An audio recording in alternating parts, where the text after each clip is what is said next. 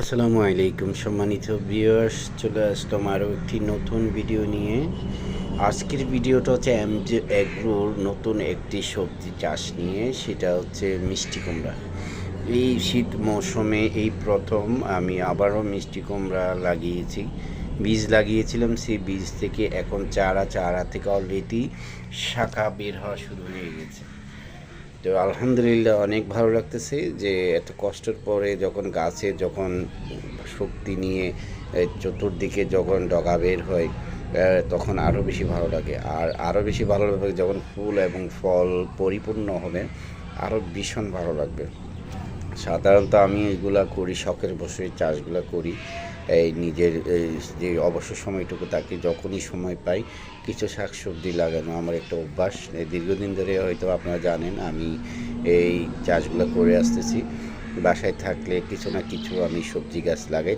তদ্রূপ আমি আজকেও দেখতেছেন যেটা সেটা মিষ্টি কুমড়া চারাগুলা বাজার থেকে মিষ্টি কুমড়া আনছিলাম।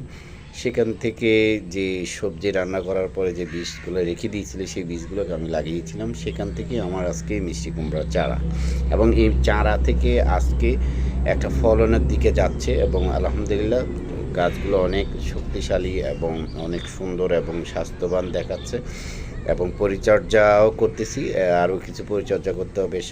সার, জৈব সার, ইউরিয়া সার, বিভিন্ন মিশ্রণ সার ব্যবহার করলে হয়তো বা এখান থেকে আমি আরও বেশি সুন্দর স্বাস্থ্যবান গাছ দেখতে পাবো এবং ভালো ফলন আশা করি আমি পাবো।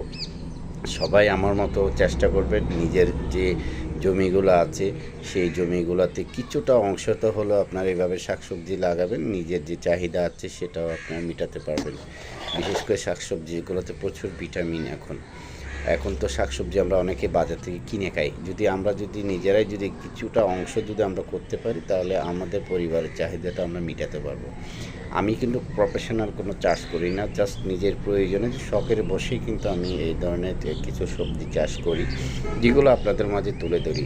হয়তো বা আমার কথাবার্তা ওগুলো হয়তো প্রফেশনাল না, আমি আনপ্রফেশনাল। বা যখনই আমি যেহেতু কৃষিকাজ তেমন একটা করি না, বা কৃষি কাজ তেমন একটা জানিও না, যতটুকু বুঝি বাপ দাদারা করে আসছে সেই হিসাবে আমিও করে যাচ্ছি আমাদের সেই বাপ দাদার জমিতেই। চেষ্টা করি কিছু শাকসবজি গাছ লাগালে হয়তো আমার কিছুটা হেল্প পাই, সেই জন্যই মূলত লাগানো। আপনারাও আপনাদের আঙিনাতে যেখানে সেখানে আপনাদের অব্যবহৃত জমিতে আপনারা এইভাবে চাষাবাদ করতে পারবেন। সবাই ভালো থাকবেন, সুস্থ থাকবেন, আর অবশ্যই আমার চ্যানেলটি সাবস্ক্রাইব করবেন। আপনাদের সাবস্ক্রাইব, আপনাদের ভালোবাসা পেলে আমি আরও ভিডিও আপলোড করব। ধন্যবাদ। আসসালাম।